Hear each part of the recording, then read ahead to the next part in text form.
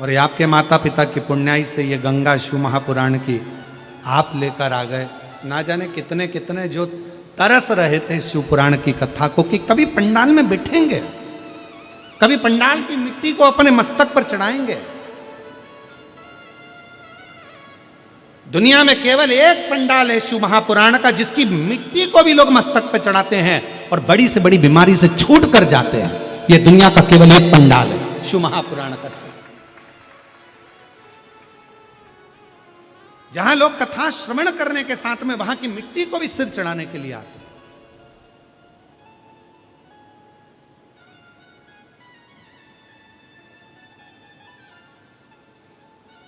कोई पूर्व का पुण्य फल हमारे आनंदमय भाव में लेकर आ गया। शिव कथा कर रही है देवराज नाम के ब्राह्मण की माता का पूर्व का पुण्य था जो देवराज को मंदिर तक खींच कर ले गए।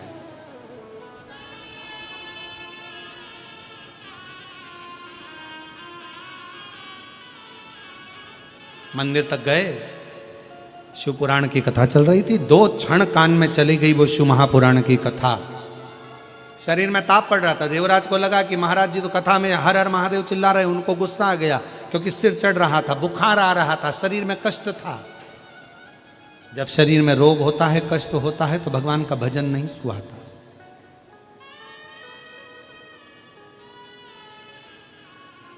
बहुत ध्यान रखना।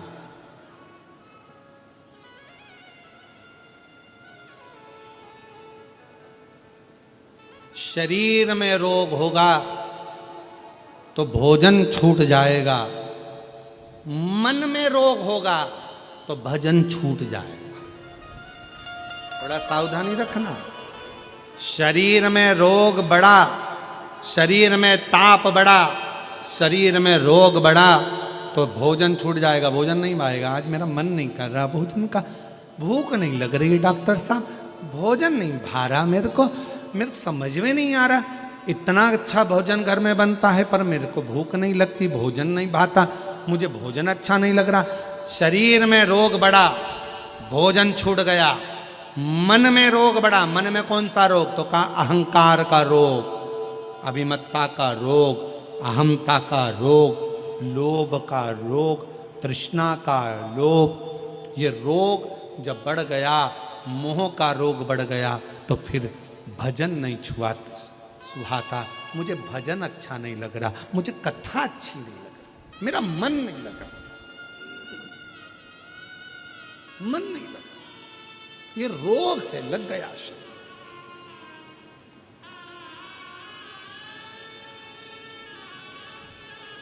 सुहा नहीं रहा, अच्छा नहीं लग रहा।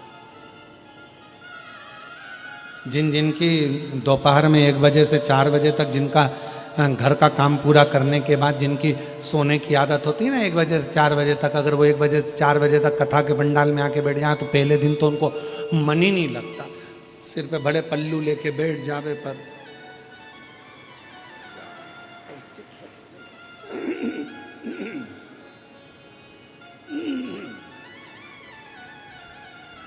क्योंकि वो 1 बजे से 4 बजे तक उनका सोने का समय, उस समय पे निंद्रा देवी इनके बिल्कुल टाइम पे आ जाती थी।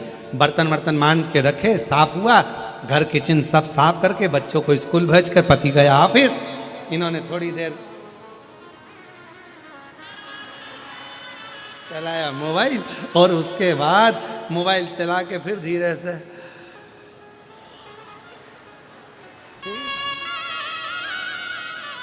अब 1 बजे से 4 बजे तक कोई डिस्टर्ब नहीं करा और ऊपर से आ गए सियोर वाले महाराज। 1 बजे से 4 बजे तक कथा करे। निंद्रा देवी मन में सोच रही अब मैं कहाँ जाऊं, ये तो बैठ गई कथा में जाकर, अब मैं कहाँ जाऊं। तो वो आती ऐसे ऐसे घूमती तुम्हारे आसपास में, सब दूर आती। फिर थोड़ी देर मन करता, फिर मन करते करते फिर थोड़ी देर इधर उधर देखा। फिर आई थी तो साथ में थोड़ी सी सौंफ सुपारी लेके आई थी, उसको मालूम था निंद्रा देवी 1 से 4 में आएगी।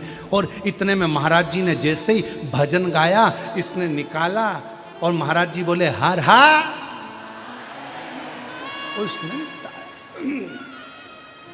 अब इधर बड़ी सुपारी और इधर बड़ी सौंफ और महाराज जी हम तो बाबा के भरोसे चल रहे। और फिर निंद्रा देवी ने देखा कि अब इसका मन कथा में धीरे धीरे धीरे धीरे लग गया।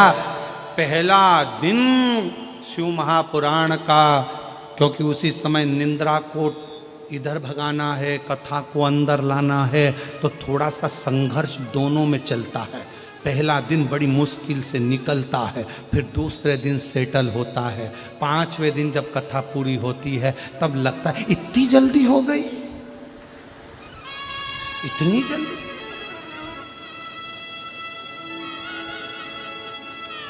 और तेरी कृपा का क्या है भरोसा, कब किस पर हो जाए, जरा सी हम पर कर दो, जरा सी हम पर कर दो। तेरी कृपा का क्या है भरोसा, कब किस पर हो जाए, जरा सी हम पर कर दो, जरा सी हम पर कर दो। ये कहीं शिव तत्व में रमना, देवराज का मन नहीं लगा, शरीर में रोग था, तपन था, बुखार था, चित्त नहीं लगा।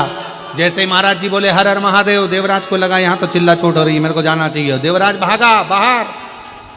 पर 2 क्षण की शिव महापुराण की कथा देवराज की श्रवण शक्ति में कानों में पहुंच गई। 2 क्षण।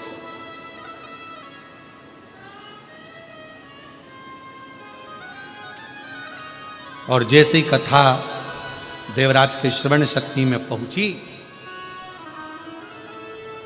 पहुंचते से देवराज को शरीर तो कांप रहा था। बेलपत्र का वृक्ष था, उसको नहीं मालूम, उसको तो लग रहा है बस कि मैं कहीं बैठ जाऊं।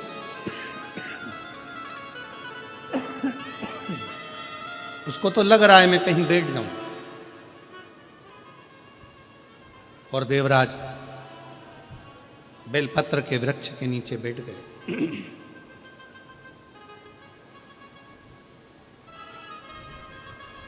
शरीर के ताप के कारण, शरीर के कष्ट के कारण देवराज के प्राण छूट गए। कितना पापी है, चोरी करता है, कितना पापी है, पर स्त्री का गमन करता है, कितना पापी है, कभी मंदिर नहीं गया, कितना पापी है, कभी भगवान को नहीं भजा, कितना पाप कर्म करा। उसके बाद भी देवराज प्राणों को जब छोड़ा, उसको लेने के लिए कोई नहीं आया। उसको लेने के लिए स्वयं देव अधिदेव महादेव नंदी लेकर पधारे। स्वयं शिव, स्वयं शंकर भगवान नंदी लेकर आ रहा है स्वयं। अब तो देवराज को भी आश्चर्य हुआ कि शंकर भगवान मुझे नंदी पर बिठा कर ले जा रहे हैं। तो देवराज ने पूछ लिया नंदी से, मैंने ना कोई पुण्य करा, ना भजन करा, ना कीर्तन करा, ना मंत्र जाप करा, ना स्मरण करा, ना कोई दान करा, ना कोई संकीर्तन करा, फिर मैंने पुण्य कौन सा करा कि मैं नंदी पर बैठकर कैलाश धाम जा रहा हूं। नंदी ने कहा तेरी माता के हाथ का पुण्य था तो तू शिव के मंदिर पहुंचा। तेरी माता का पुण्य था जो तूने शिव महापुराण की कथा 2 क्षण की श्रवण करी, और कथा का पुण्य था जो तू बेलपत्री के वृक्ष के नीचे प्राणों को छोड़ा, और तुझे देव अधिदेव महादेव लेने के लिए यहां पधारा। ये पुण्य है। तो शिव कथा कर रही है, भगवान शंकर का चरित्र कर रहा है, शिव महापुराण की कथा कर रही है। देवराज नाम के ब्राह्मण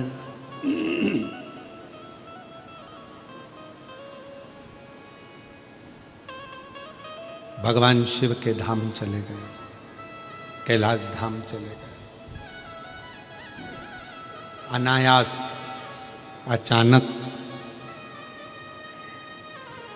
शिव मंदिर मिल जाना, अचानक बेलपत्र का वृक्ष मिल जाना, अचानक शिव की कथा श्रवण करने को मिल जाना, साथ में भगवान शंकर का धाम प्राप्त हो। शिव कथा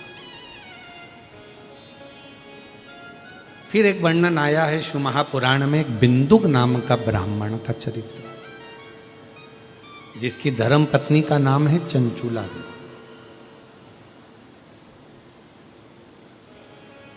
ये बिंदुक भी ब्राह्मण कुल में जन्म तो ले लिया था, पर ब्राह्मण कर्म से वंचित था और एक चोरी का धन लेकर जाता जाता पानी में डूबकर मर गया था। और शास्त्र कहता है 3 तरह से मरे हुए व्यक्ति को मोक्ष नहीं मिल पाता। पानी में डूबकर मरा हुआ, सर्प के डसे से मरा हुआ, स्त्री के हाथ से मरा हुआ।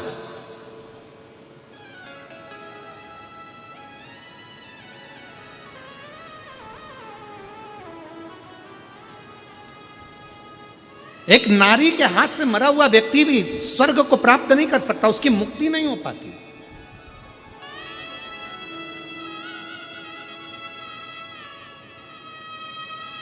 हम हमेशा कई बच्चों से कह देते हैं, कई बेटेों से कहते हैं, लड़के कह देते हैं कई बार, उसने मुझे धोखा दे दिया, मैं तो मरने जा रहा हूं। अरे उसके चक्कर में मर जाएगा, प्रेत की योनि में पड़ जाएगा, कभी मुक्ति नहीं होने वाली।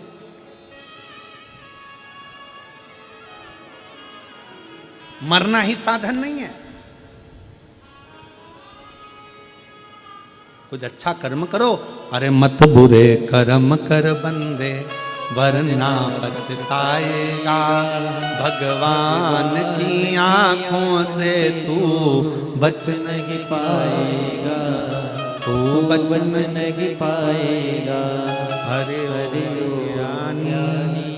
मत करना दानी, अरे ओ अज्ञानी मत करना दानी, तेरे कर्म का फल भी तू ही पाएगा, जैसा किया तूने तेरे आगे आएगा।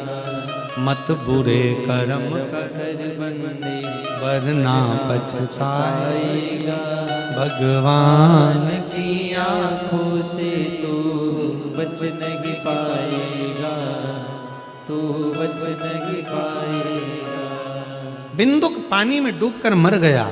चंचूला देवी ने अंतिम संस्कार सब कर दिया, पर बिंदुक को प्रेत योनि से मुक्त ना कर पाई। तब चंचूला देवी काशी की यात्रा को चली। काशी की यात्रा करते करते चंचूला देवी के कानों में 2 क्षण भगवान शंकर की कथा चली गई। जाते जाते उसका पांव फिसल गया, प्राण छूट गए चंचूला के। शिव के धाम में पहुंच गई, पार्वती जी की सहेली बन गई। सहेली बनकर मौन रहती, चुप रहती। पार्वती जी को अच्छा नहीं लगता। माँ जगतजननी ने पूछ लिया, चंचूला तू मेरी सखी होकर मौन होकर बैठी है, चुप होकर बैठी है, क्या बात है? चंचूला कहती है मेरे पति को मुक्ति नहीं मिल रही, उसके मोक्ष का कोई उपाय बताओ। मुक्ति कैसे? पार्वती जी ने कह दिया, एक बार जीवन में शिव महापुराण की कथा यदि तेरा पति श्रवण करे, प्रेत योनि से मुक्त हो जाए। कौन सुनाएगा कथा? माँ पार्वती जी ने देवऋषि नारद के पास भेजा, नारद जी ने तुमरुका जी के पास भेजा, तुमरुका जी ने कथा कहना के लिए प्रारंभ किया। पर इस कथा का यजमान कौन बनेगा? क्योंकि शिव कथा का यजमान कोई साधारण नहीं हो सकता। शिव कथा का यजमान स्वयं शिव ही होता है। कौन बनेगा? चंचूला देवी ने शंकर पार्वती जी से विनय कर दी, आप इस कथा के यजमान बन जाओ। शंकर भगवान ईश्वर जी बने, पार्वती मैया और गणा और गोर बनकर, ईश्वर और गोरा बनकर, गणगोर बनकर मेरे शंकर पार्वती जी 16 दिन माँ पार्वती जी ने और शिव जी ने श्रृंगार करा। 16 दिन माता पार्वती जी ने श्रृंगार करा तो 16 श्रृंगार हो गए। शंकर जी ने 16 दिन श्रृंगार करा तो भगवान के 16 संस्कार हो गए।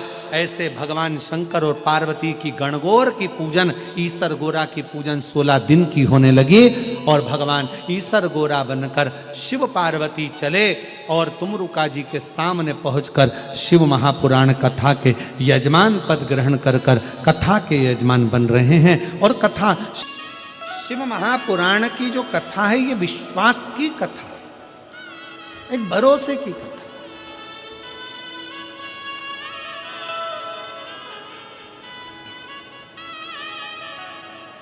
आप जितना जितना भरोसे के साथ शिव महापुराण की कथा को श्रवण कर रहे हो,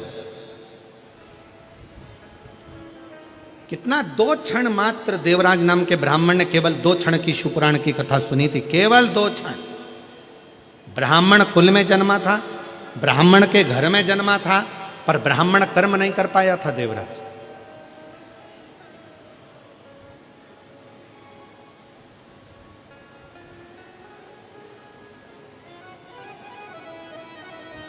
घर में अच्छी पत्नी थी, अच्छे बच्चे थे देवराज के घर में, पर एक पर स्त्री का संग मिल गया उसको।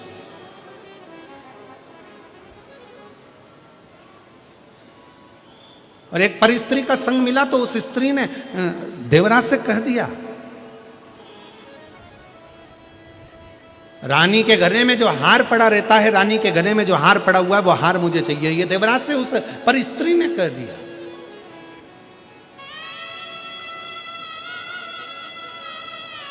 एक गलत नारी का संग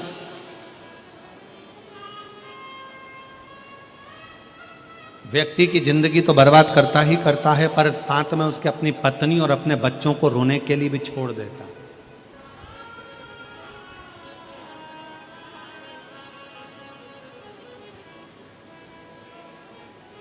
इसीलिए शायद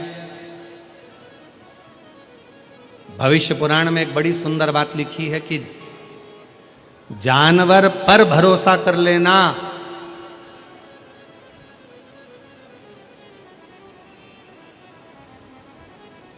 सांप के जहरीले दांत निकाल लिए जाएं तो सांप पर भरोसा कर लेना। पर भविष्य पुराण कहती है कलयुग जब अपने पूर्ण जोर में आ जाए, जानवर पर भरोसा कर लेना, सांप पर भरोसा कर लेना, कीड़े पर भरोसा कर लेना। पर भविष्य पुराण कहती है जब घोर कलयुग आएगा तब इंसान पर भरोसा करना सबसे कठिन काम हो जाएगा, क्योंकि मनुष्य भरोसे के लायक ही नहीं बचे।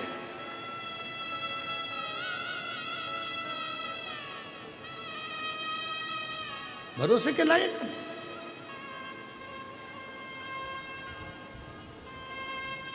हर व्यक्ति ये सोच में बैठा है, बस वो कहते हैं ना महाराज,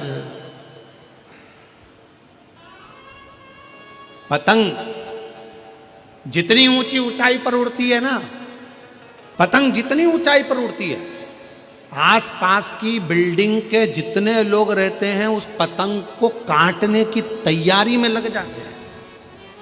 पतंग जितनी ऊंची रहेगी उसको काटने वालों की संख्या उतनी ज्यादा रहेगी। उसी तरह मनुष्य जितनी ऊंचाइयों पर बढ़ता चले जाएगा उसको काटने वाले भी तैयारी में बैठे रहते हैं कि कैसे काटना है, कैसे काटना। एक पतंग उधर से आ रही है काटने वाली, एक इधर से आ रही है, एक इधर से, एक उधर से, और वो हवा में उड़ती चली जा रही है। और भोले मैं तेरी पतंग, शंभू मैं तेरी पतंग, हवा बिच उड़ती जावागी। पर आस पास की बिल्डिंग वालों को यह नहीं मालूम है कि पतंग किसके हाथ में है।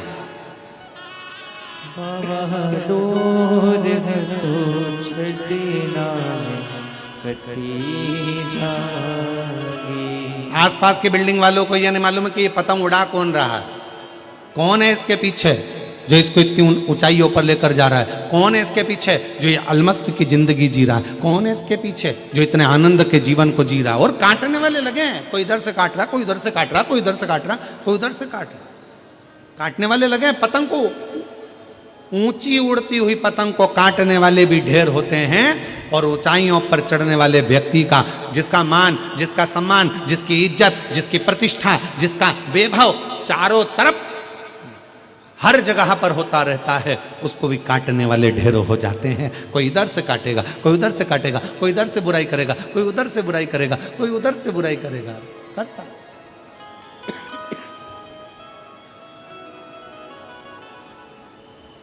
और भोले मैं तेरी पतंग, शंभू मैं तेरी पतंग, हवा विछ उड़ती जावांगी बाबा डोर तो छड़ी नाम कटी जावांगी शंभो मैं तेरी शिव कथा कर रही है, भगवान शंकर का चरित्र कर रहा है। देवराज नाम का ब्राह्मण अच्छी संगत में था, परिवार भी अच्छा था, पत्नी भी अच्छी थी, बच्चे भी अच्छे थे, पर एक ऐसी परिस्त्री मिल गई जिसने बच्चों से भी दूर कर दिया, पत्नी से भी दूर कर दिया, माता पिता से भी दूर कर दिया, रिश्ते नातों से भी दूर कर दिया। उसने उस परिस्त्री ने ना जाने उस स्त्री ने किस तरह से उस देवराज को अपना बना लिया। अब देवराज से कहती कि मुझे ये ला कर दो, देवराज वो ला कर देता, देवराज मुझे ये ला कर दो, वो ला कर देता। देवराज रानी के गले में जो हार पड़ा है वो मुझे ला कर दो, तो देवराज चोरी करने चले गया और चोरी कर कर देवराज रानी के गले का हार लेकर आ रहा था। पीछे दूत लगे हुए थे राजा के, चोरी का धन लेकर कहाँ जाए। एक शंकर के मंदिर में चला गया, बहुत शरीर में ताप हो रहा था, बुखार पड़ रहा था, बहुत धूज रहा था, उसका शरीर कंपन हो रहा था और शरीर में ठंड लगने के कारण वो शिव के मंदिर में पहुंच गया, शंकर के मंदिर।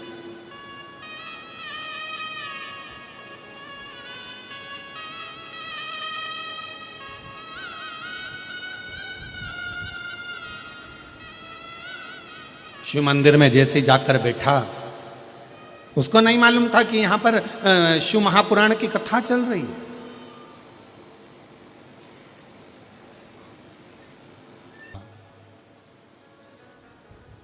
देवाधिदेव महादेव भगवान शिव भगवान शंकर की पवित्र कथा कर रहे, शिव महापुराण की कथा वर्णन कर रहे। एक गलत स्त्री का संग देवराज को मिल गया,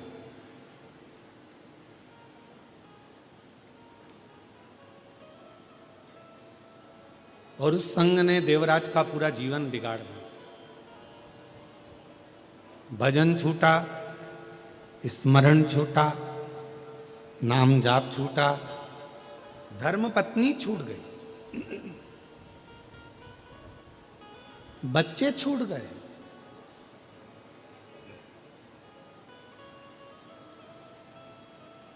केवल वही स्त्री ठीक लग रही। और शिव महापुराण की कथा कहती है पर स्त्री और पर धन ये व्यक्ति को एक ना एक दिन बर्बाद कर कर ही रहते हैं। पराया धन एक, उस पर अपनी गलत दृष्टि नहीं दीजिए। कोई ने कहा कि ये धन आपके पास है, उस पर गलत दृष्टि नहीं होनी, हमारा नहीं है।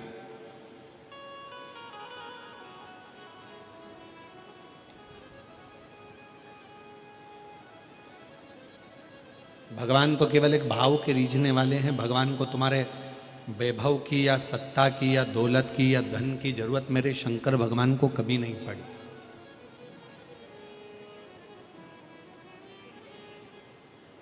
कभी मेरे शिव जी को जरूरत नहीं पड़ी।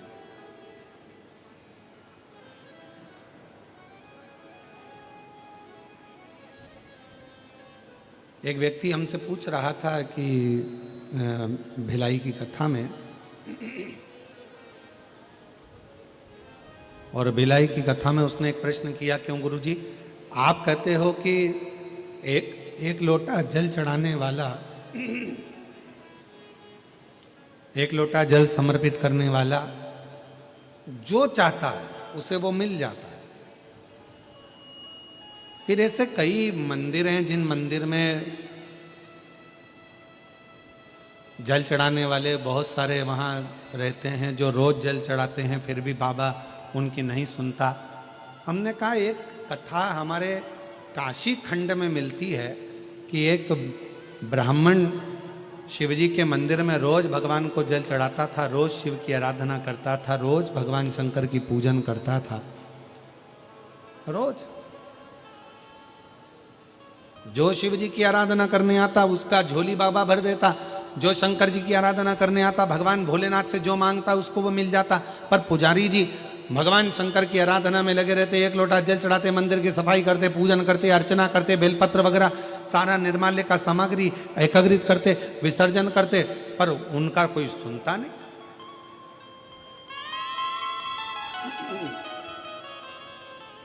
काशी खंड की कथा है, रिटर्न बढ़ो, काशी खंड की।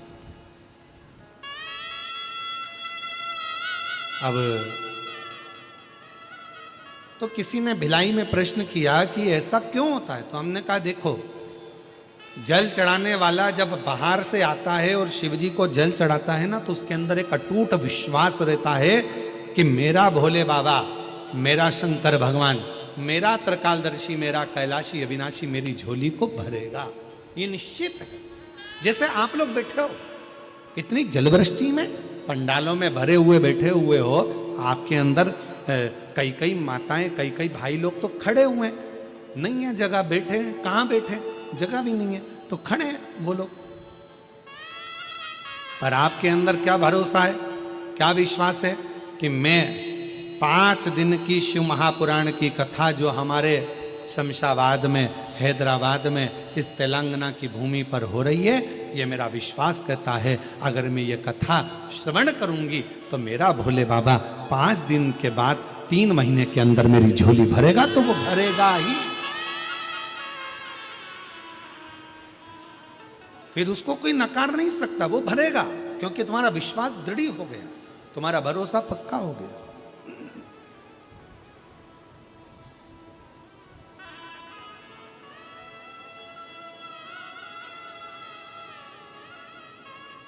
अब काशी खंड की कथा कर रही है कि पुजारी जी रोज मंदिर में जल चढ़ा देते, रोज पूजन कर देते, पर जितने लोग जल चढ़ाने आते ना, तो पुजारी जी उनसे पूछते, क्यों साहब तुम रोज मंदिर आते हो, जल चढ़ाते हो, बाबा ने तुम्हारी सुनी कि नहीं सुनी, भगवान ने तुम्हारी सुनी कि नहीं सुनी। पुजारी जी को मालूम पड़ता कि इसको पुत्र दे दिया, किसी को संपदा दे दी, किसी को वैभव दे दिया। पुजारी जी के मन में आता, बाबा मेरी कब सुनोगे, बाबा मेरी कब सुनोगे। एक दिन धर्म पत्नी ने अपने पति से कहा, धर्म पत्नी अपने पति से बोली, क्यों अपन अपने टूटे हुए झोपड़े में रहते हैं और भगवान शंकर सबको देते हैं। पुजारी जी इतने में झंझोड़ कर बोल दिए, भगवान तो सुनता ही नहीं है।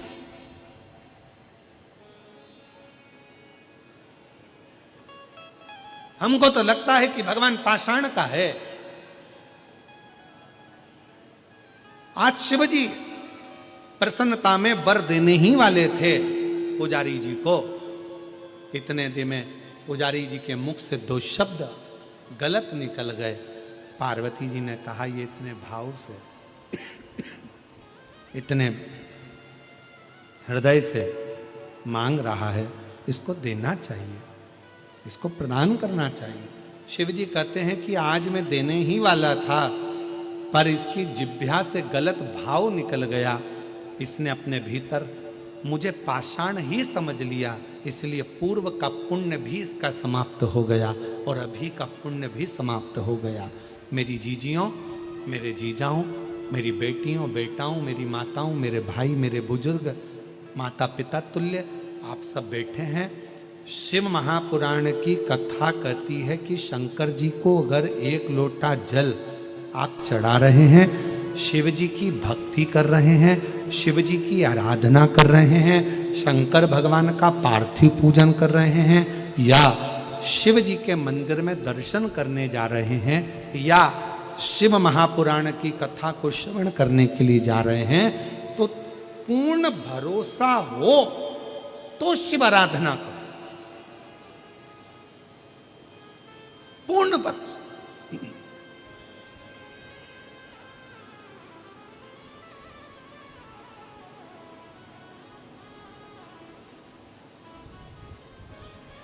एक कथा आप लोगों ने श्रीमद् भागवत में व्यास वक्ताओं के मुख से सुनी होगी।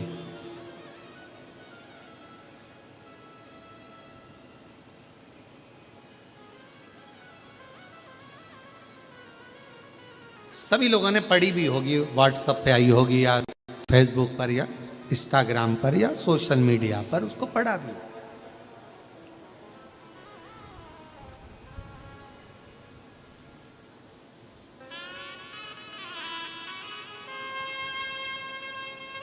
एक पंडित जी कथा कह रहे थे और कथा में कह रहे थे कि भगवान का नाम भव सागर से पार उतार देता।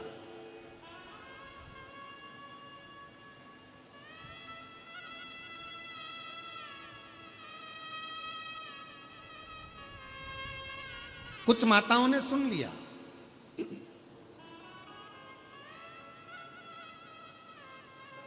अब वो नाव में बैठी और नाव में बैठकर उन्होंने उतराई दी। एक महिला ने भगवान के नाम पर इतना भरोसा कर लिया कि वो नाव में ही नहीं बैठी और उसने सोचा कि पंडित जी बोले थे कि भगवान का नाम भव सागर से पार उतार देता है, तो ये तो यमुना जी, मैं भगवान का नाम लूंगी और यमुना जी से पार उतर जाऊंगी। भगवान का नाम लेकर वो यमुना जी में चलते चलते चलते चलते पार उतर गई। अब रोज वो यमुना जी ऐसे ही पार कर देती। एक दिन प्रवचन में महाराज जी प्रवचन देकर जा रहे थे, इतने में वो महिला मिल गई और उस महिला ने महाराज जी से कहा, महाराज जी चलो मेरे साथ चलो। महाराज जी ने नाव वाले को आवाज लगाया। महिला ने कहा, नहीं महाराज जी, आप ही ने तो कहा कि भगवान भव सागर पार कर देता है, नाम ले लो। तो मैं तो रोज भगवान का नाम लेकर यमुना पार उतर जाती हूँ। महाराज जी ने कहा, ऐसा कोई होता है क्या? नहीं महाराज जी, देखो मैं चलती हूँ और वो पार उतर गई। महाराज जी से कहा, चलो आज तुमने कहा है ना, तुम भी कर देखो। महाराज जी को लगा कि मैं भव सागर पार उतरे भगवान के नाम से वो चल जाए, पर यमुना कैसे पार उतरे?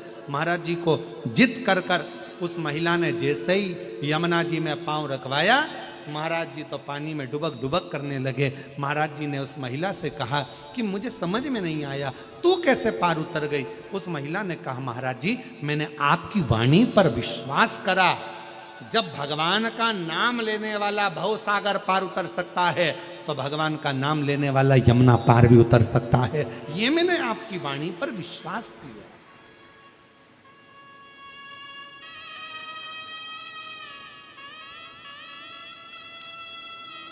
आप कितना भरोसा करते हैं भगवान पर, कितना विश्वास,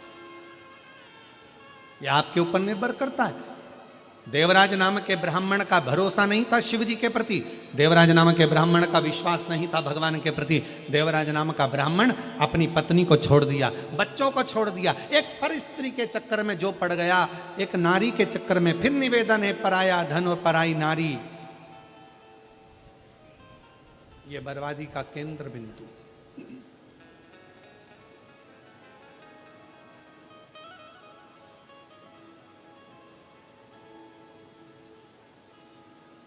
किसी का पड़ा हुआ मोबाइल मिल जाता ना तो थोड़ी देर की खुशी हो जाती है, ओ किसी का पड़ा हुआ मोबाइल मिल गया। किसी का पड़ा हुआ सामान मिल जाता है तो बड़ी खुशी हो जाती है, बताओ मेरे को तो ये मिल गया, मुझे किसी की अंगूठी मिल गई, मुझे किसी की चेन मिल गई, मुझे किसी का सामान मिल गया। पड़ा हुआ सामान थोड़ी देर मिलता है ना तो थोड़ी प्रसन्नता दे जाता है, पर वो पड़ा हुआ सामान जितनी देर हमारे घर में रहता है ना उतनी देर हमको रुलाने के लिए आतुर कर देता, रुलाने के लिए। शिव कथा कर रही है, भगवान शंकर का चरित्र कर, शिव महापुराण की कथा करे।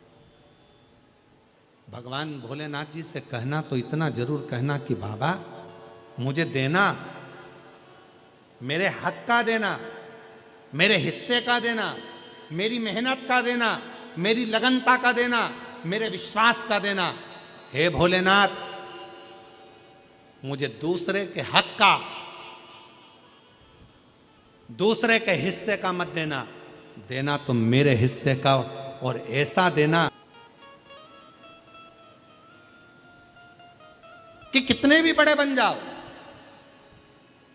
कितनी भी गाड़ी, कितनी भी फैक्ट्रियां, कितने भी बंगले के मालिक बन जाओ, पर अपने माता पिता के संस्कार कभी समाप्त नहीं होना चाहिए। ये प्रेरणा देती है ये शिव महापुराण की कथा। अपने माता पिता के संस्कार, ये प्रेरणा है शिव महापुराण की कथा। और महादेव नमन चरणों में, महादेव नमन चरणों में, स्वीकार कीजिए सबका किया है मेरा भी उद्धार कीजिए, उद्धार कीजिए। आई, जरा दमदारी से बोलो, गले में पानी लग गया है क्या?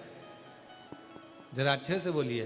महादेव नमन चरणों में, महादेव नमन चरणों में, स्वीकार कीजिए सबका किया है मेरा भी उद्धार कीजिए, उद्धार कीजिए। है त्रिपुंडधारी, है त्रिशूलधारी, है त्रिपुंडधारी, है त्रिशूलधारी। चरणों में तेरे बाबा जी पावन है चारों धाम, चरणों में तेरे बाबा जी पावन है चारों धाम। तेरी देव करते वंदना पूजे हैं सीताराम, तेरी देव करते वंदना पूजे हैं सीताराम।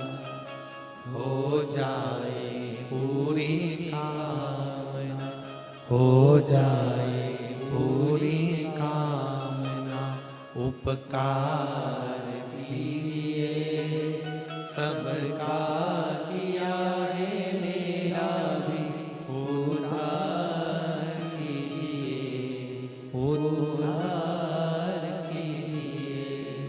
है त्रिपुंडधारी, है त्रिशूलधारी, है त्रिपुंडधारी, है त्रिशूलधारी। बाबा कृपा करे। कोई विश्वास देवराज को नहीं था, भगवान पर भरोसा ही नहीं करता था देवराज।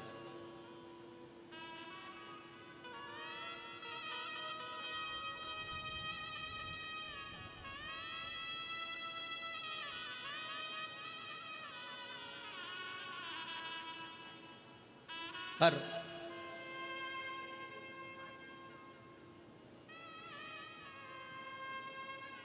पूर्व जन्म का कोई अच्छा कर्म होगा जो देवराज को भगवान शंकर के मंदिर में चोरी का धन लेकर पहुंचा दिया।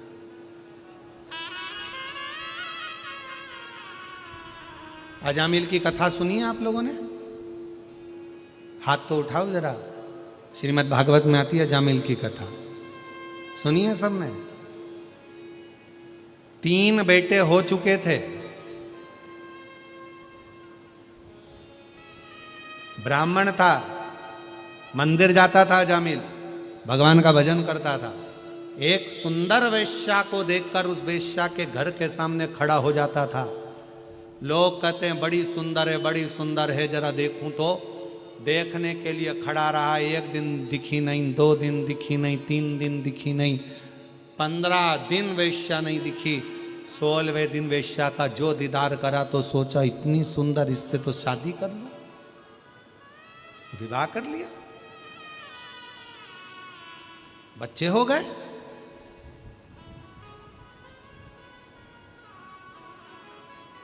पर भगवान को चिंता लगी, ये मेरा भक्त है, कुछ भी है, भले इसने वेश्या से शादी कर ली पर मेरा भक्त है। अब भगवान का भजन छोड़ दिया, अब इसने पूजन छोड़ दी, अब इसने भजन छोड़ दिया, अब सत्संग नहीं करता। भगवान को चिंता लगी, मेरा है, पूर्व में तो करा है ना, पहले तो करा है ना, अभी निभाना पड़ेगा मुझे। भगवान ने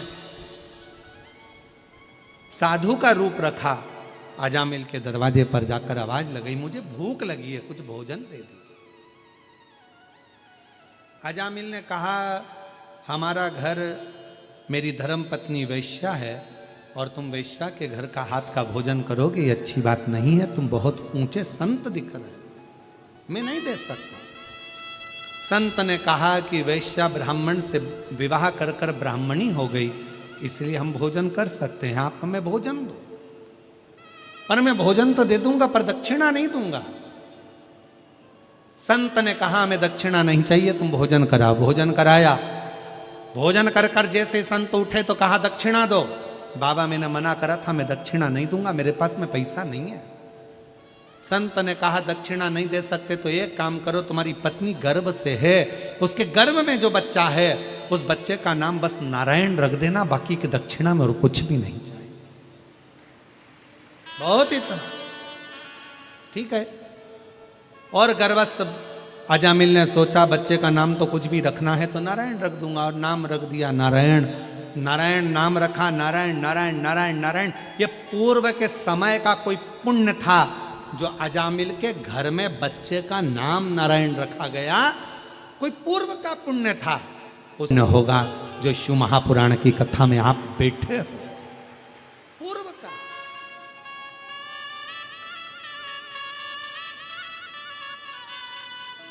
आज का नहीं। देवराज नाम का ब्राह्मण यदि शंकर जी के मंदिर में पहुंचा है, याद रखना, शिव जी के मंदिर में आप जा रहे हो, शंकर जी की कथा में आप जा रहे हो, शिव के शिवालय में आप जा रहे हो, भगवान शंकर की कथा में आपका चित्त, आपका मन, आपका हृदय शिव की भक्ति में लगा हुआ है, समझ लेना कोई पूर्व के जन्म का पुण्य हमारा प्रकट हुआ। तो आज हमारे इस पुण्य के कारण हम भगवान शंकर की विरल भक्ति को प्राप्त कर रहे हैं। एक बच्चा गुल्लक को भरता है, फोड़ता है तो गिफ्ट लेकर आता है। जब हमारे दादा परदादा माता पिता ना जाने उनके पुण्य की गुल्लक भरी होती है और हमारे पुण्य की गुल्लक भरी होती है, तब जाकर किसी परिवार में शिव महापुराण की कथा हो पाती है। पुण्य की गुल्लक आज का नहीं। कोई पिछले जन्म के अच्छे कर्म मुझे बाबा तेरा साथ मिला, कोई पिछले जन्म के अच्छे कर्म मुझे बाबा तेरा साथ मिला। जहाँ सारी दुनिया झुकती है, जहाँ सारी दुनिया झुकती है, मुझे वो वाली दरबार मिला, दरबार मिला। कोई पिछले जन्म के अच्छे कर्म मुझे बाबा तेरा साथ मिला। कोई पूर्व का कर्म अच्छा हुआ होगा। तो देवराज के पूर्व का पुण्य कौन सा था?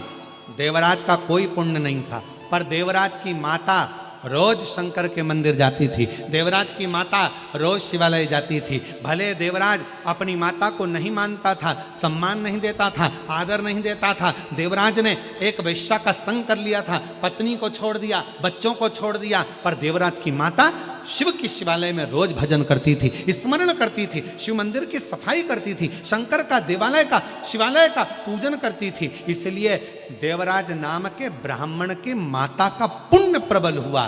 कहते हैं एक पुरुष जब शंकर जी को जल चढ़ाता है उस पुरुष को खुद प्राप्त होता है, पर एक नारी जब शंकर जी का अभिषेक करती है, एक नारी जब शिव को जल चढ़ाती है, तो वो केवल अपना उद्धार नहीं करती है, वो नारी अपने माता के, अपने माता पिता के 71 पीढ़ी को और अपने ससुराल की 71 पीढ़ी को पार लगा देती है जब एक नारी शिव को जल चढ़ाती है।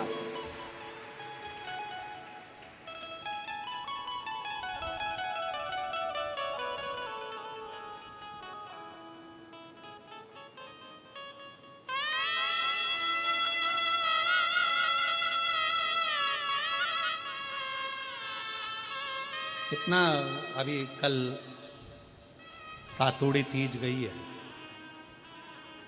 चावल का सत्तू, बेसन का सत्तू, चने का, आटे का। कभी पार्वती मंगल को आप सुने होंगे, जो सातुड़ी तीज करते हैं तो कभी एक आध बार पार्वती मंगल की कथा जरूर सुनना ही हुआ। उस पार्वती मंगल की कथा में सातुड़ी तीज का इतना वर्णन किया गया कि चावल का सत्तू माता ने कब बनाया था, चने की दाल का सत्तू माता ने कब बनाया था, आटे का सत्तू माता ने कब बनाया था, और किस तरह से उसके पूजन का वर्णन, किस तरह से। कभी पढ़िए उसको, अध्ययन करिए, उसका स्मरण करिए।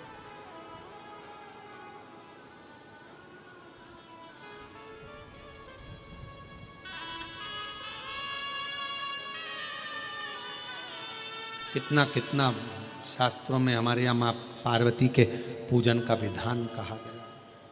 अब कोई कहे कि केवल ये नारी का उपास है, कोई कहे कि तीज का व्रत केवल स्त्री का है, हरताली का तीज करे तो नारी का व्रत है, चतुर्थी का व्रत करे तो नारी का व्रत है, छठ का व्रत करे तो नारी का व्रत है, तीज का सातुड़ी तीज का व्रत करे तो नारी का व्रत है। ना ना ना ना, यदि पार्वती मंगल की कथा को आप पढ़ेंगे सुनेंगे तो उसमें वर्णन आता है पार्वती जी जितने व्रत धारण करती है वो पार्वती जी की माँ मैनावती हिमालय राज उनकी भी 71 पीढ़ी को पार कर देती है, और पार्वती जी खुद के ससुराल की भी। जितने गण शिव महापुराण की कथा कहती है पार्वती जी के एक व्रत धारण करने से, माँ जगत जननी के एक व्रत उठाने से, तीज का व्रत अगर माँ पार्वती जी करती है तो शंकर भगवान के पास में जितने भूत प्रेत डाकनी पिशाचनी चुड़ैल भयंकर गण होते हैं, पार्वती जी अपने व्रत के बल से उन भूत प्रेत को भी मुक्त कर देती है। इतना बल माता पार्वती के व्रत में होता है। शिव महापुराण की जितनी कथा है एक अविरल विश्वास की कथा,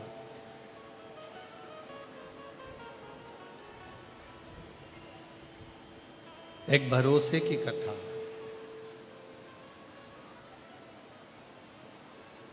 पांच दिन की कथा में 5 दिवसीय कथा के अंतर्गत अब आपके हृदय में कितना विश्वास, कितना भरोसा, कितनी दृढ़ता आपके अंदर आती है ये आप ही जान सकते हैं। और ये निश्चित है यदि ये 5 दिवसीय शिव महापुराण की कथा आपने हृदय से श्रवण कर ली और जो कामना लेकर आप श्रवण कर रहे हैं 3 महीने में मेरा देवाधिदेव महादेव आपके भंडार भर ही देता है, ये निश्चित।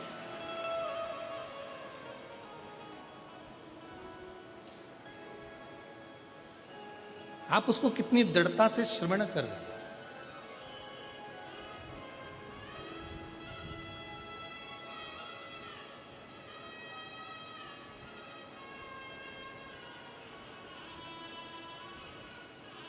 तुलसी बाबा जी ने भगवान शंकर को विश्वास कहा,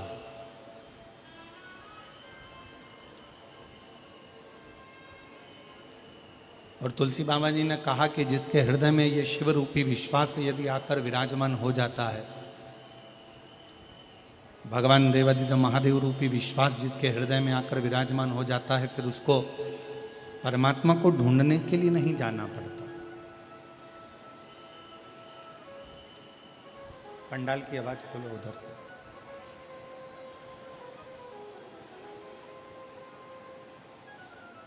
जब भगवान देवादिदेव महादेव रूपी विश्वास, भगवान शंकर रूपी भरोसा,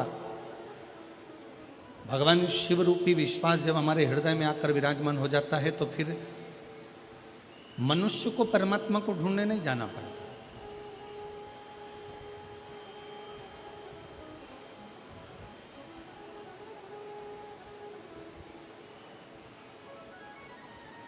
फिर स्वयं देवादिदेव महादेव भगवान शंकर अपने भक्त को ढूंढने के लिए आते हैं। कहीं भटकना नहीं है। फिर आप एक लोटा जल चढ़ाने वाला जो मानव होता है, दुनिया के लोग कहते हैं एक लोटा जल चढ़ाने से क्या होता है। शिव महापुराण की कथा कहती है जब एक लोटा जल हम शिव जी को समर्पित करते हैं तो अपने एक हाथ को हम आगे बढ़ाते हैं और अपना हाथ, जैसे लड़का और लड़की का विवाह होता है तो हथलेवा कराया जाता है, कन्यादान करा जाता है। कन्यादान के समय पर वर और कन्या के हाथ को आगे बढ़ाया जाता है और कन्या का हाथ वर के हाथ में दे दिया जाता है। उसी तरह जब हम शिवजी को एक लोटा जल समर्पित करते हैं, अपने हाथ को आगे बढ़ाकर शंकर जी को जल समर्पित करते हैं, उस समय पर आपका और शिव का एक अटूट संबंध बन जाता है और वो संबंध आखिरी दम तक नहीं छूट पाता, अंतिम श्वास तक नहीं छूटता।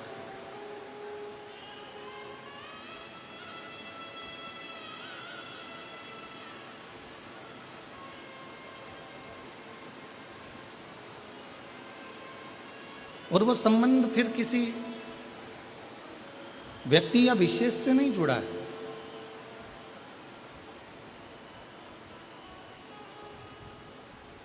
शिव महापुराण की कथा कहती है, जब भगवान शंकर को जल चढ़ाया जाता है, शिव जी को जब अर्चना करी जाती है, शिव जी को जब जल चढ़ाया जाता है, तो वो संबंध केवल एक मनुष्य का नहीं जुड़ा,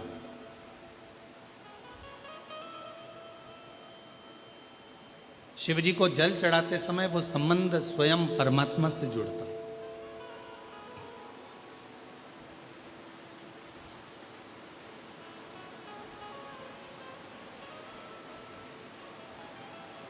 कई लोग कहते हैं, गुरुजी क्या नारायण भगवान को भजने वाले को भगवान शंकर को भजना चाहिए? कई लोग कहते हैं, भगवान कृष्ण को भजने वाले को क्या भगवान शंकर को भजना चाहिए?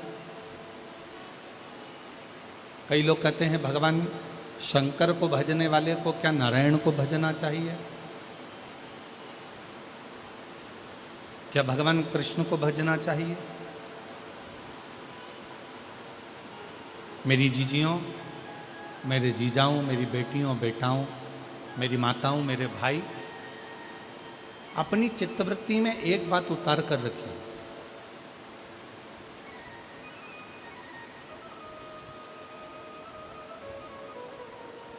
कि नारायण भगवान शिव के बिना अधूरे हैं, शिव नारायण के बिना अधूरे हैं, राम जी शिव के बिना अधूरे हैं, शिव जी राम के बिना अधूरे हैं, भगवान कृष्ण शिव के बिना अधूरे हैं और भगवान शिव कृष्ण के बिना अधूरे हैं।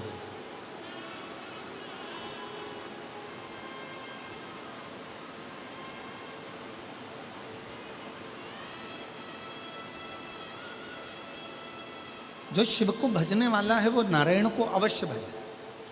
और शिव महापुराण की कथा कहती है, जो नारायण को भजने वाले हैं, राम राम कहने वाले हैं, कृष्ण कृष्ण कहने वाले हैं, श्रीमन नारायण बोलने वाले हैं, भगवान नारायण का भजन करने वाले हैं, नारायण की स्तुति में डूबने वाले हैं, भगवान नारायण का मंत्र जाप करने वाले हैं, उनको शिव का नाम अवश्य ग्रहण करना चाहिए।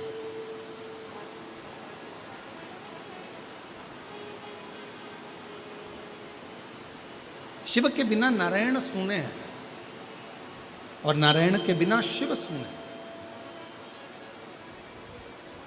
और यहां तक हमारे शास्त्र कहते हैं, विष्णु पुराण में, कूर्म पुराण में, ब्रह्म वैवर्त पुराण में, स्कंद पुराण में, लिंग पुराण में, शिव पुराण में यहां तक वर्णन किया गया कि यदि कोई मानव, कोई मनुष्य, संसार में जन्म लेने वाला यदि कोई मानव अगर राम और शिव में भेद करते हैं, नारायण और शिव में भेद करते हैं, शिव और नारायण में भेद करते हैं, तो उनको बार बार मृत्यु लोक में जन्म लेना पड़ता है और बार बार 84 लाख योनियां काटना पड़ती है, पर उनकी गति नहीं हो पाती।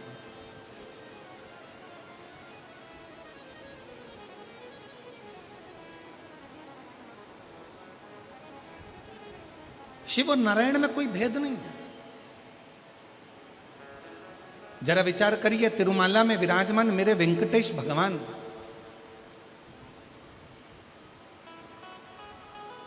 तिरुमाला में विराजमान मेरे श्री नारायण हरि जब इस भूमंडल पर मृत्यु लोक में आए, क्योंकि मेरे भगवान नारायण का तो स्थान स्वर्ग है, बैकुंठ है। ब्रह्मा जी ब्रह्मलोक में हैं, भगवान विष्णु बैकुंठ लोक में हैं और मेरे भगवान शंकर मृत्यु लोक में।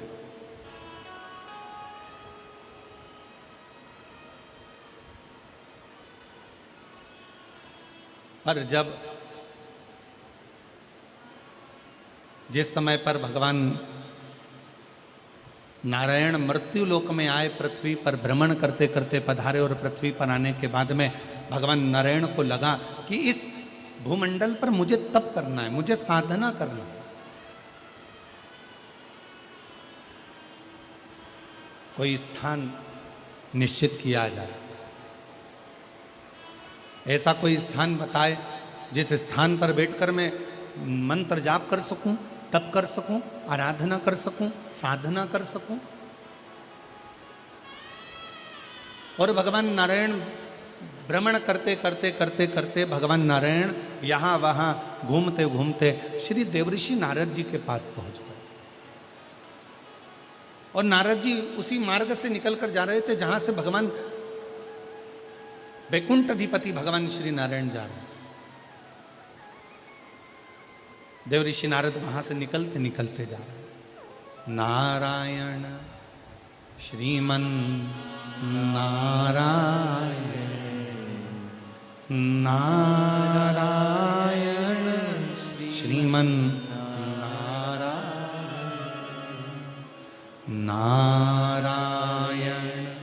श्रीमन नारायण नारायण श्रीमन नारायण लक्ष्मी नारायण सत्यनारायण नारायण हरि नारायण लक्ष्मी नारायण सत्यनारायण नारायण हरि नारायण लक्ष्मी नारायण सत्यनारायण नारायण हरि नारायण नारायण श्रीमन नारायण नारायण श्रीमन नारायण श्रीमन सब बोलिए सब बोलिए नारायण श्रीमन नारायण। भगवान श्री नारद जी महाराज निकल कर जा रहे थे और जो नारद जी ने भगवान श्री नारायण को देखा, आज तो वैकुंठ अधिपति जो वैकुंठ का निवास करने वाले,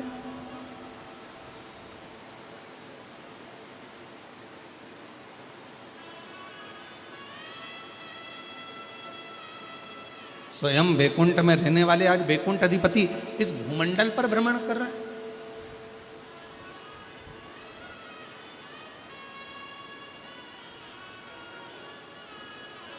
देवऋषि नारद ने हाथ जोड़कर प्रणाम किया, नमन किया।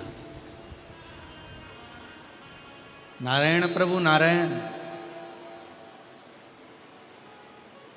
नारायण प्रभु श्रीमन नारायण। भगवान विष्णु मुस्कुरा दिए।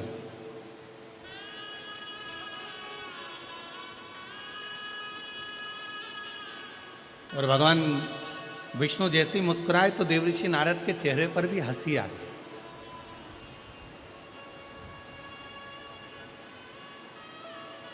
शिव महापुराण कहती है ये दुनिया का सबसे बड़ा गिफ्ट है, आपके चेहरे की प्रसन्नता। और केवल एक मनुष्य ही है 83,99,999 योनियां काटने के बाद जो ये 84 लाखवें नंबर की योनि जो मनुष्य की मिली है ना, केवल 83,99,999 योनियां, जितनी भी योनियां काटे हो, कोई सी भी ऐसी योनि नहीं है जिसमें तुम मुस्कुराओ हंसो। केवल एक योनि है और वो है मनुष्य की योनि। ये मानव की योनि 84 लाखवें नंबर की योनि ऐसी है, इस योनि में ही मनुष्य केवल मुस्कुराता है। केवल एक योनि यही है। जब व्यक्ति के चेहरे पर अगर स्माइल आ जाए ना, मुस्कुराहट आ जाए, तो समझ लेना कि तुम साधारण नहीं हो। तुम्हारे चेहरे पर जैसे ही स्माइल आती है ना, प्रसन्नता आती है ना, समझ लेना शंकर जी ने आज तुम्हारे चेहरे पर सिग्नेचर करा है, इसलिए शिव जी तुम्हारे को प्रसन्नता दे रहे हैं, आनंदता दे रहे हैं। और कई कई घरों में तो बड़ी विचित्र बात रह जाती है, घर में एक ना एक, हमसे पूछा किसी ने, क्यों गुरुजी पहले के समय में, दशरथ जी के समय में एक गुस्सा करने के लिए, क्रोध करने के लिए कोप भवन होता था जिसमें माता कैकेयी क्रोध करती थी। क्यों गुरुजी आजकल इतने बड़े बड़े बंगले बनते हैं, इतने बड़े बड़े मल्टियाँ बनती है, इतने बड़े बड़े फ्लैट बनते हैं, इसमें अलग से गुस्सा करने के लिए कोई भवन नहीं बनता, कोई कमरा नहीं बनता? हमने कहा बनाने की जरूरत ही नहीं पड़ती, पूरा घर ही कोप भवन हो जाता है। कभी सास इधर उठी रहती है, कभी बहू उधर उठी रहती है।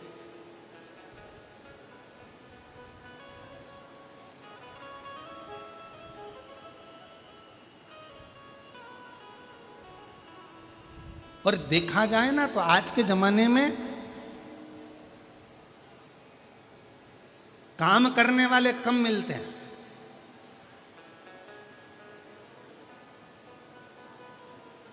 आज के ज़माने में फैक्ट्री में काम करने वाले कम मिलेंगे, घर में काम करने वाले कम मिलेंगे, दुकान पर काम करने वाले कम मिलेंगे, पर जितने भी मिलेंगे काम करने वाले कम मिलेंगे, पर कान भरने वाले ज़्यादा मिलेंगे।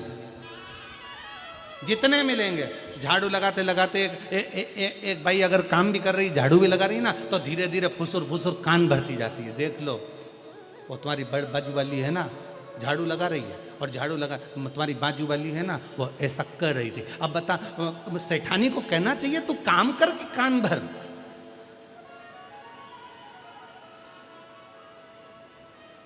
अब जितने काम करने वाले पूर्व के समय में थे, आज के जमाने में काम करने वाले तो कम हो गए, कान भरने वाले ज्यादा हो गए। ना जाने कितने कितने कान भरने वाले हो गए। फैक्ट्री में काम करो तो कोई ना कोई एक दूसरे का कान भरता रहेगा, इसी को भड़काएंगे, इसको भगाएंगे, उसको लाएंगे, उसको भगाएंगे, उसको लाएंगे, उसको भगाएंगे। घर में कोई काम कर रहा है तो उसके धीरे धीरे कान भरते रहेंगे, उसको भगाने का प्रयास करेंगे। काम करने वाला काम नहीं कर पाता, दिन भर बैठकर केवल कान भरा करता है। शिव महापुराण की कथा में स्वयं शंकर भगवान माता पार्वती जी से कहते हैं, हे पार्वती चल, मैं तुझे अमरनाथ की गुफा में लेकर चलता हूं। वहां क्या करना पड़ेगा प्रभु? पार्वती जी से शिव जी कहते हैं, वहां पर मैं तेरे कान भरूंगा, पर उन कानों में मैं कोई निंदा नहीं भरूंगा, उन कानों में भगवान का नाम भरूंगा, और अमर कथा तेरे कानों में मैं भर दूंगा। अमर कथा,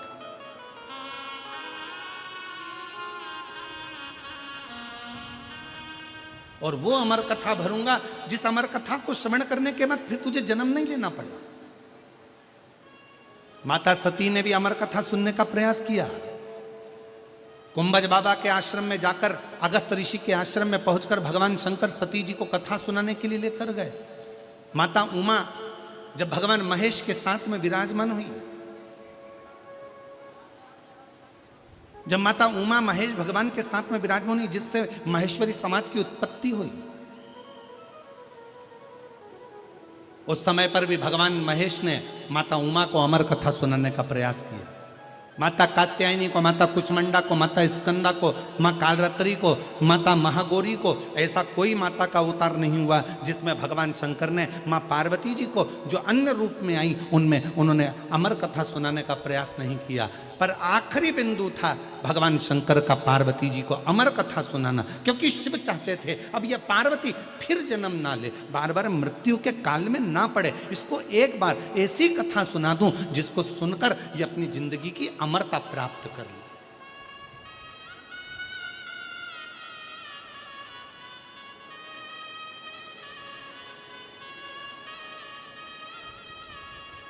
और मेरे बाबा सुना दो ऐसी कथा जिसे सुनकर मैं भी अमर हो। भोलेनाथ सुना दो ऐसी कथा जिसे सुनकर मैं भी अमर हो, जिसे सुनकर मैं भी अमर हो, जिसे सुनकर मैं भी अमर हो। भोलेनाथ सुना दो ऐसी कथा जिसे सुनकर मैं भी अमर हो। मेरे बाबा सुना दो ऐसी कथा जिसे सुनकर वो कथा मुझे सुनना है। पार्वती जी से कहा चल मैं तुझे कथा श्रवण कराने के लिए लेकर चलता हूं। और भगवान शंकर भगवान मां जगत जननी को अमरनाथ की गुफा में कथा श्रवण कराने के लिए ले गए, सबको हटाया।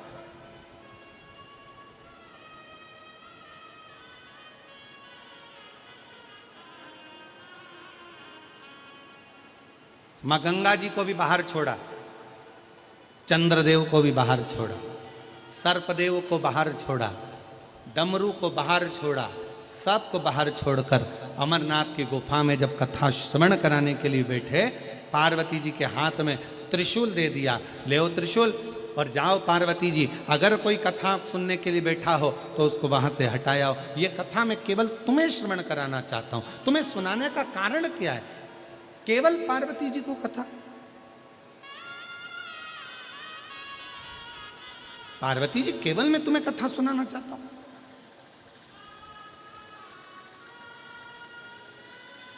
कथा सुनने का अधिकारी कौन है?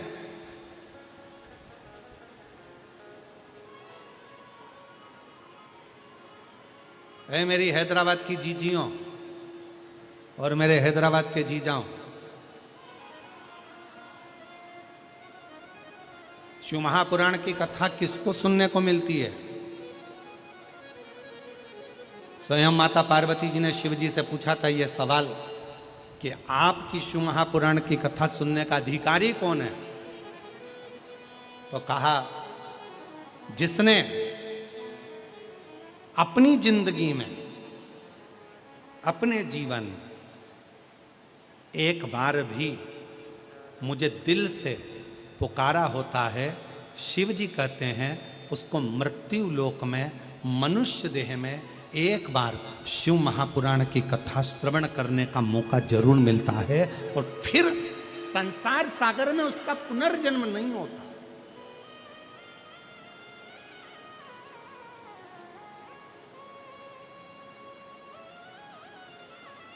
फिर वो भटकता नहीं है।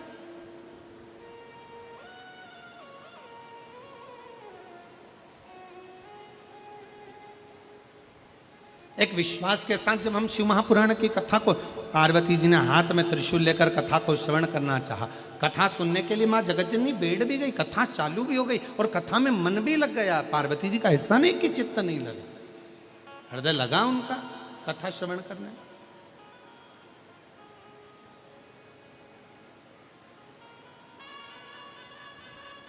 जैसे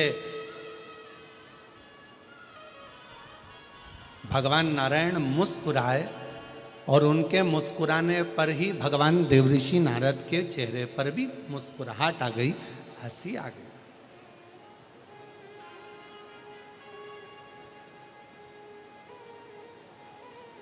पूछा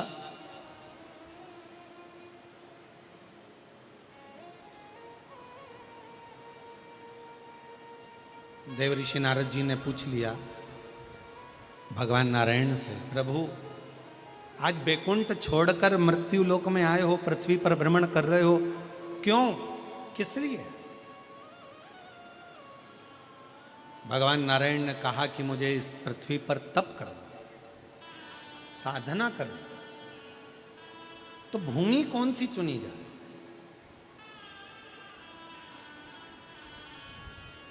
देवऋषि नारद जी ने कहा कि अगर बैकुंठ में कोई तप करे तो भगवान नारायण से पूछा जाए कि हम कहाँ बैठकर तप करें, कोई ब्रह्मलोक में तप करे तो ब्रह्मा जी से पूछा जाए, पर पृथ्वी का देवता मृत्यु लोक का अगर कोई देव है, ब्रह्मा ब्रह्मलोक के देवता हैं, भगवान विष्णु बैकुंठ के देवता हैं, पर मृत्यु लोक का अगर कोई देव है तो वो देवाधिदेव महादेव है। बोल बम का नारा है, आवाज नहीं आई, जरा दमदारी से बोलो, बोल बम का नारा है, सारी समस्या का हल हर हर तो बैकुंठ लोक भगवान नारायण का, ब्रह्मलोक ब्रह्मा जी का, पर मृत्यु लोक तो भगवान शिव जी का। अगर मृत्यु लोक पर कहीं तप करना है, मृत्यु लोक पर अगर कहीं तप साधना करना है तो भगवान शंकर जी से पूछना पड़ेगा। तब भगवान नारायण स्वयं शिव जी से कहते हैं कि भगवान भोलेनाथ जी आप बताओ कि मैं मृत्यु लोक में कहाँ तप करूं। तो कहा एक काम करो, इस तिरुमाला पर बैठकर आप तप करिए और कपिलेश्वर महादेव के रूप में बैठकर मैं आपकी रक्षा करूंगा।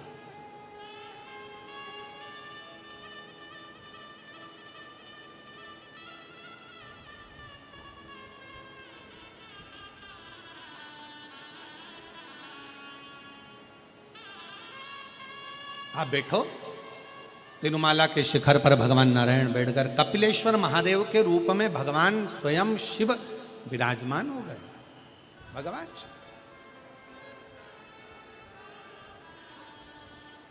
ऐसा कोई भगवान नारायण का तीर्थ बता दो जिस तीर्थ में शिव ना हो। बद्रीनाथ जाएंगे, केदारनाथ जी हैं। श्रीनाथ जी का दर्शन करने के लिए नाथ द्वारा जाएंगे, एकलिंग जी हैं।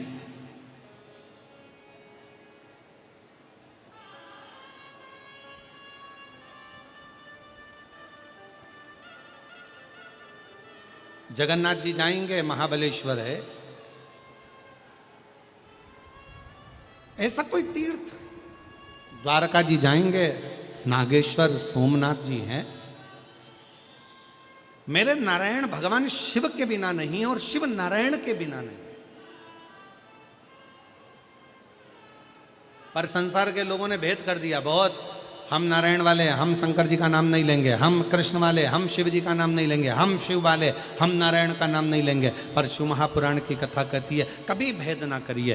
देवताओं में सीधी सीधी सी एक बात है, गुलाब जामुन खाओगे भी तो पेट में जाएगी, बर्फी खाओगे तो पेट में जाएगी, जलेबी खाओगे तो पेट में जाएगी। अलग से पेट के अंदर कोई डिपार्टमेंट नहीं है कि गुलाब जामुन इधर जाएगी और जलेबी इधर जाएगी।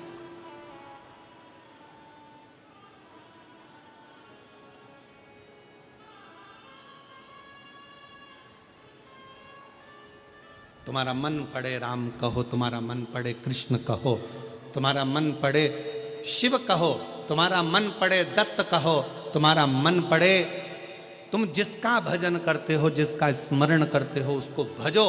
पर इतना जरूर याद रखो, शिव महापुराण की कथा कहती है कि विश्वास के साथ में भजो, भरोसे के साथ।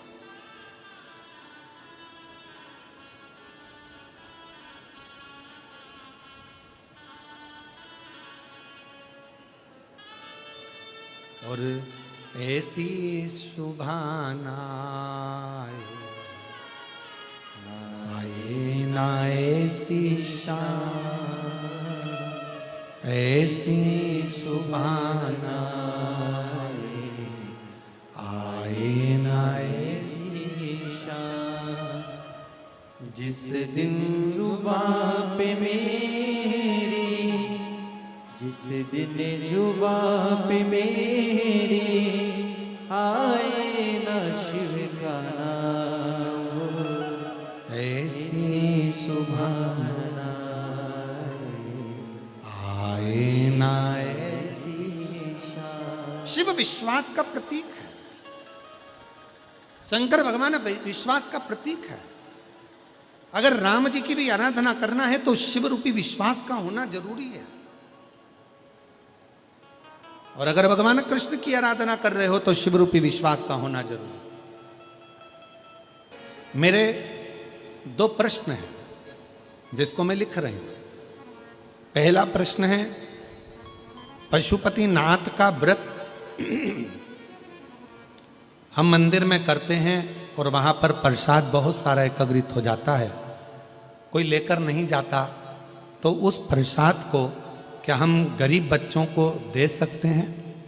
तो शिव महापुराण की कथा कहती है, शिव जी पे चढ़ा हुआ प्रसाद पशुपतिनाथ व्रत का, आपने जो लिखा कि गरीब बच्चों को, शिव महापुराण की कथा कहती है कि भगवान शंकर का प्रसाद लेने वाला कभी गरीब नहीं होता, इसलिए गरीब शब्द तो निकाल दो। इतना याद रखो कि शिव का प्रसाद आप किसी को भी दे सकते हो। अगर मंदिर में रखा हुआ है, कोई नहीं ले रहा, तो आप उसको दे सकते हो। दूसरा प्रश्न है, हमारे यहाँ बेलपत्र का अगर वृक्ष नहीं है और हमको अगर बेलपत्र चढ़ाना है और हम मंदिर रोज जाते हैं, हमें बेलपत्र नहीं मिल पाती, तो हम क्या शिवजी पे मंदिर में चढ़ी हुई बेलपत्र को लाकर अपने घर के शिवलिंग को चढ़ा सकते हैं? शिव महापुराण की कथा हमेशा एक बात कहती है कि शंकर पर चढ़ी हुई बेलपत्र धोकर आप वापिस शिव को चढ़ा सकते हो, आराम से अपने घर में लाकर भी शंकर जी को समर्पित कर सकते। शिव जी में कोई भेद नहीं होता। तुम्हारे घर के अंदर जो शंकर भगवान का शिवलिंग है, मंदिर में जो शिवलिंग है, बाहर जो शिवलिंग है, वो सब एक है। शिवलिंग में कोई भेद नहीं, शंकर में कोई भेद नहीं।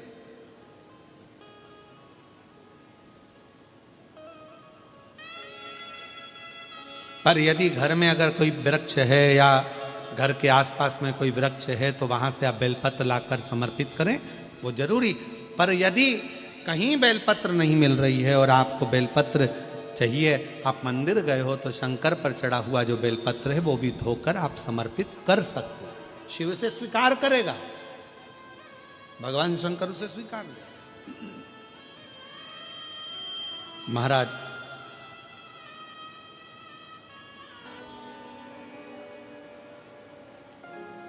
जहां जगह मिल जाए वहां बैठ जाएं और दिल से बाबा को प्रार्थना करें, विनय करें। साथ में सभी को बोलना है,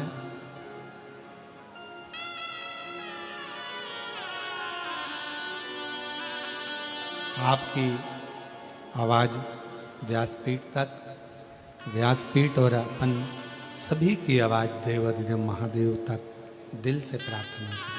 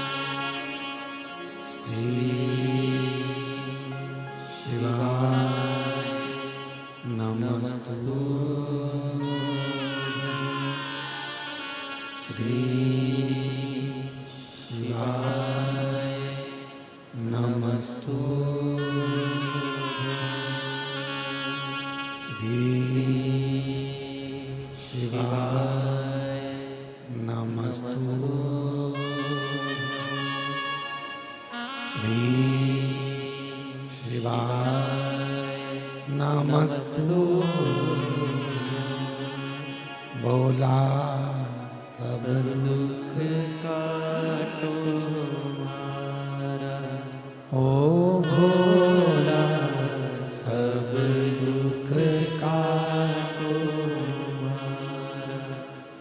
शिव शंकर जपो तेरी माला, भोले बाबा जपो तेरी माला, भोला सब दुख काटो मारा, ओ भोला सब दुख काटो मारा। वेश मंगल मंगलकारी, वेश मंगलकारी, शमशान वासी हमारा, शमशान वासी हमारा, ओ भोला सब दुख काटो मारा, ओ भोला सब दुख काटो मारा।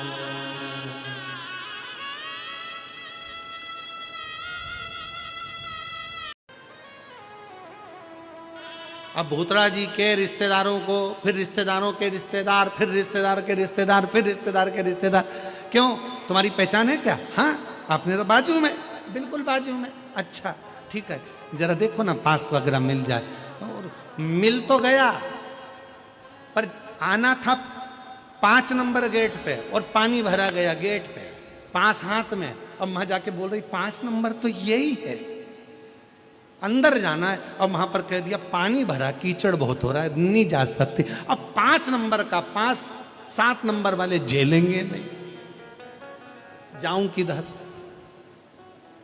फिर मन में आया, आ तो गई हूं, हम तो बाबा के भरोसे चलते हैं, हम तो बाबा के भरोसे चलते हैं। ये दुनिया वाले जलते हैं, ये दुनिया वाले जलते हैं। हम तो बाबा के भरोसे चलते हैं, हम तो बाबा के भरोसे चलते हैं, हम तो बाबा के भरोसे चलते हैं। दोनों हाथों से ताली से बजते हो। दुनिया वाले जलते हैं, ये दुनिया वाले जलते हैं। डमरू वाले के भरोसे चलते हैं, डमरू वाले के भरोसे चलते हैं। काशी वाले के भरोसे चलते हैं, काशी वाले के भरोसे चलते हैं।